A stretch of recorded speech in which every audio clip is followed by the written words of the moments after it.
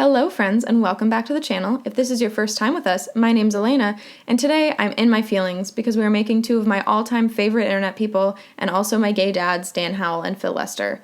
I have tried to start this voiceover about 12 times, and every time I haven't really known where to start because if you have been living under a literal rock, Dan and Phil are two British YouTubers. I'm talking like your house is a boulder and you're Patrick Star on the underside of it. Two British YouTubers, some of the first YouTubers on the platform to get really big and to be able to make their living off of it and kind of break into different mainstream areas like outside of YouTube. So they've done a radio show, they've done TV segments, Dan's done a documentary, they've been, spokespeople for different organizations. They've been at VidCon like every year since ever. They have done 2 tours, like full stage show, live show, everything, neither of which I went to because I live in the middle of fucking nowhere. But they're just one of the, I would definitely think of the fan base for Dan and Phil as one of the backbones of the internet culture that I kind of grew up in. So fan culture on the internet always, no matter how much or little you know about Dan and Phil, you kind of can pick them out of a lineup. Like, I've only been watching them for about 4 or 5 years now. I got to college and was really sad and I needed something comforting to watch, and that was them. Since I was about 12, I think I've known who they are. If you grew up kind of on YouTube and Tumblr and all those things, you grew up with Dan and Phil. And so also, both of them recently came out as gay, and Dan's also fine with queer or whatever, but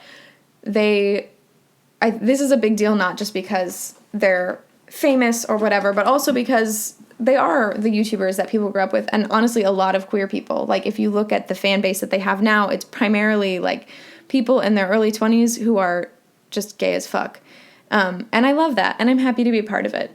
So while I have not been a stan for as long as many people have, I still saw the notification for Dan's coming out video, saw that it was 45 minutes, ran to the largest computer screen in my house, put it on, like full screened it, didn't pause it, and watched the whole thing and just sobbed my eyes out. And it was very cathartic for me. So I just really love them, and I watched Phil's video about 70,000 times, and I think that the way that both of them went about it was admirable and well-crafted and also true to themselves. And I appreciate who they are and how specific they have been about growing and being kind to fans and encouraging internet culture to be a healthier, safer place. And I felt like this was a fitting tribute, especially on the day of London Pride, where I saw photos of Dan Howell wearing a rainbow skeleton sequin jacket and almost cried again. This was actually really fun. It didn't take very long. I didn't use any custom content or anything like that because I didn't feel like I needed to, and I also just wanted to follow my bliss and do what made me happy. So I did try really hard on their faces as usual, and I honestly, because of the amount of time I've spent watching Dan and Phil, I think I could have done their faces from memory a little bit. They both have great faces, thanks. The one thing that I thought about doing custom content for was Dan's moles, because he has great moles, but you can't really do anything with that on The Sims. However, basic concept is their first outfit is both of their coming out video outfits, because I'm gay and I said so. So Dan's got his shiny jacket, which I think I used. I think it's from the influencer career or something like that, or it's one of the career perks from Get Famous or something.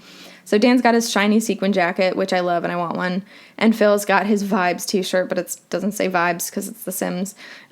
So they each of them have two different daytime outfits, one from the coming out videos and the second one from their interactive introverts tour, because that to me was the part of the fandom that I was the most kind of active and involved in. And this is about me. It's always about me. So I just gave them their tour outfits from that. Also, they're iconic, and I wanted to take good screenshots. So, I do what I want. Dan, I gave them both the soulmate trait because I'm corny as fuck.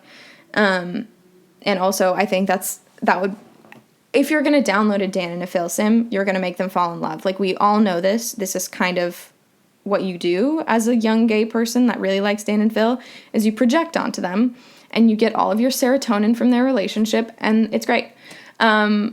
So I gave them both a soulmate aspiration.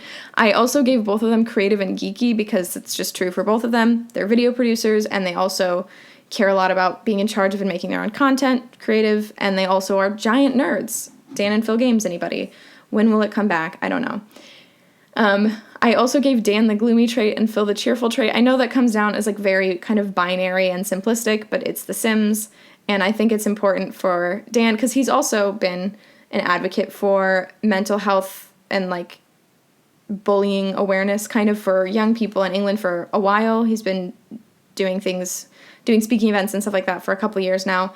And because he is depressed, he like has depression and talks about it in a way that's very open and frank and helpful and sincere. And can you tell that I would lay down my life for him? And then Phil's, I gave him the cheerful trait. It was between cheerful and childish, but I felt like childish was a little patronizing, because Phil's just a little bit more his internet presence is a little bit more of like hey, like this is like escapism a little bit. We're doing something fun and it doesn't matter if it's big or deep or whatever. And I just love both of the sets of content that they produce. So I've been going through the outfits like mad. Dan is dressed all in black because that's who he is as a person. I don't know. I did base all of their outfits off of like videos or their Instagram photos or whatever.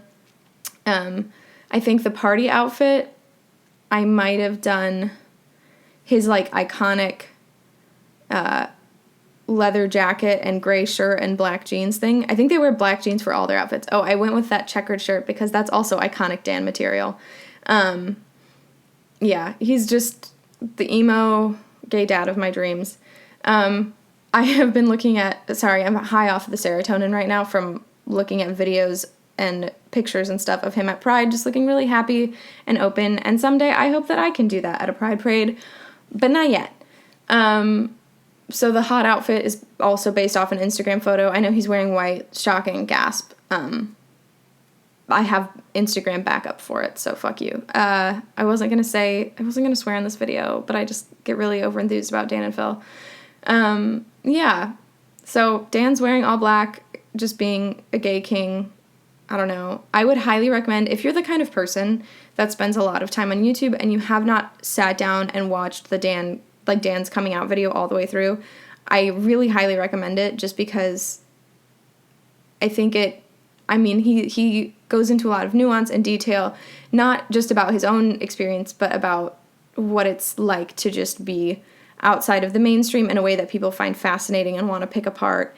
And some of them are really supportive of it, but in a way that you're uncomfortable with, and all these different things. It's great. It's 10 out of 10 YouTube content. It reminds me of ContraPoints, who I also love. If you ever want to get philosophied into becoming a communist, watch ContraPoints. 10 out of 10 would recommend. Dan, simple, dressed him in black and white because that's who he is. Made him lovable because he's lovable. Look at his face. Gave him the earrings because I love Dan with the earrings. One of the best things that happened to my mental health in college was when Dan started wearing his hair curly. Like, wow, what a king. And I know that it's already kind of embarrassing that I'm 22 years old and I have a YouTube channel where I make The Sims. Oh, his jacket is blue because there's not a black version. Sorry. But I also I refuse to be ashamed of standing Dan and Phil anymore. They're great. They're iconic.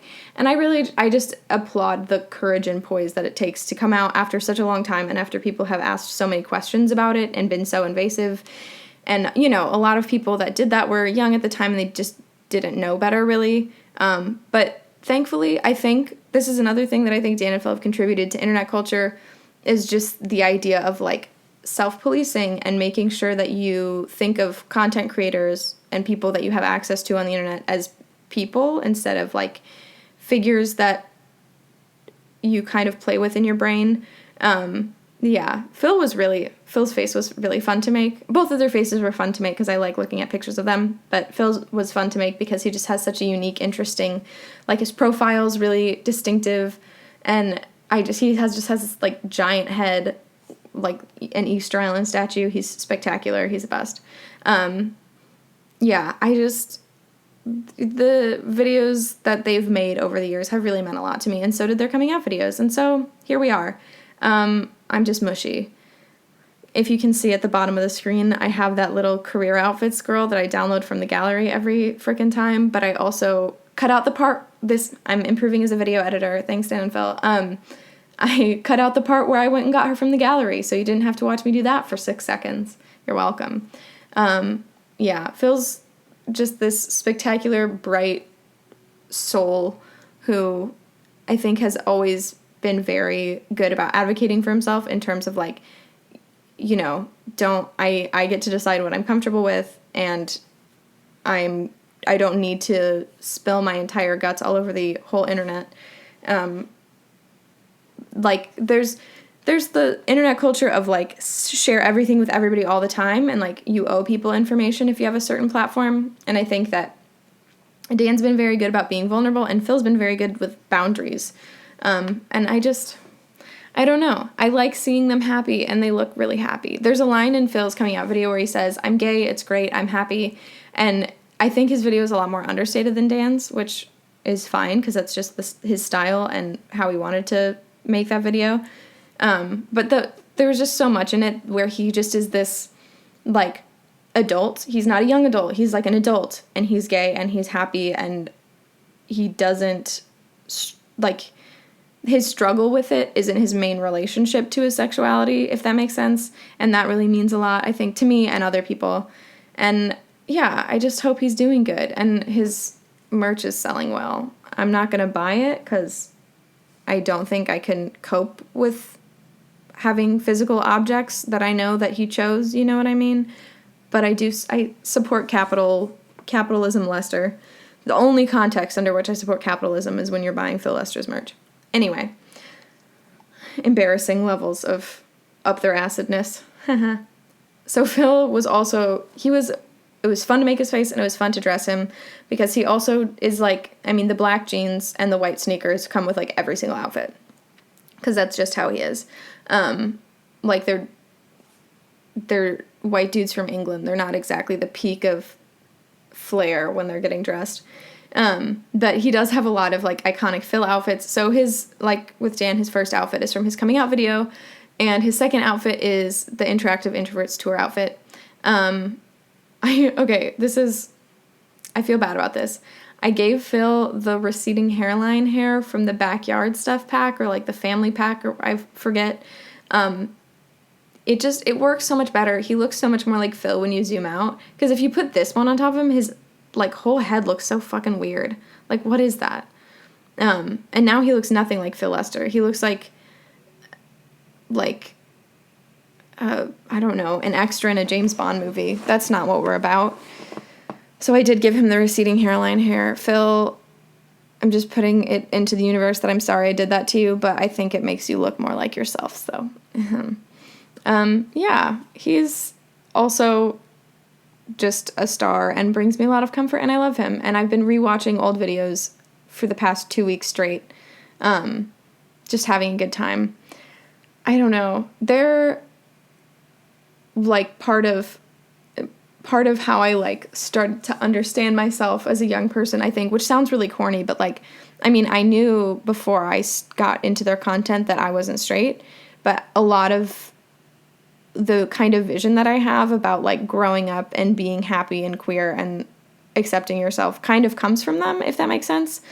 You know, they're not, like, my therapist or anything, but I think it does make a huge difference to a lot of people to have that kind of role model. Okay, this is Phil's outfit from when they went to the Star Wars premiere. I just had to say that.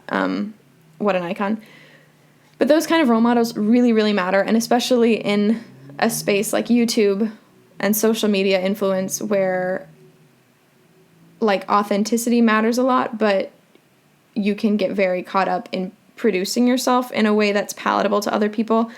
And I think I admire the resistance that they both have to that. And I think that they're just good role models for kids to have, like, queer kids that aren't queer. Like, even all you cisgender heterosexual children out there can benefit from just Dan and Phil being kind and talking about their feelings and talking about things that aren't traditionally super hyper masculine. And I don't know. I think they're great, and I think that they're both examples of non-toxic masculinity that we can all emulate if you are a person that likes to be masculine.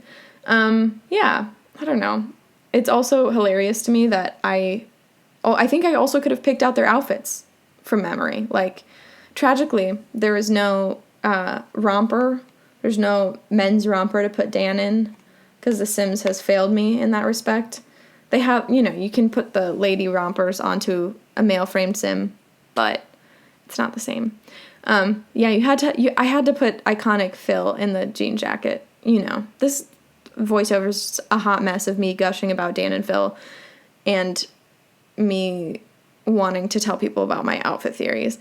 Yeah, I enjoyed this exercise a lot. It made me really happy. I felt like I returned to what I loved about both The Sims and Dan and Phil. So basically, I'm never going to have any problems ever again. No, I think that the whole fan as in PHAN fandom has been a good example of how you can grow and what kind of privacy you need in the internet age, and how people grow up with certain influencers or certain figures, and how that can make a difference, and it can also be really stressful. And I appreciate YouTubers as a whole, especially the ones that are vulnerable but still set their boundaries. And basically, I'm just happy for them both, and I admire them a lot. So here's a video. I think we're getting up to the end, so thank you all so much for watching. I appreciate you. I hope you appreciate you. Go ahead and watch those videos if you haven't done so yet. And in the wise words of Dan, queer people exist. Choosing to accept them is not an opinion. And with that, I will see you all next time. Goodbye.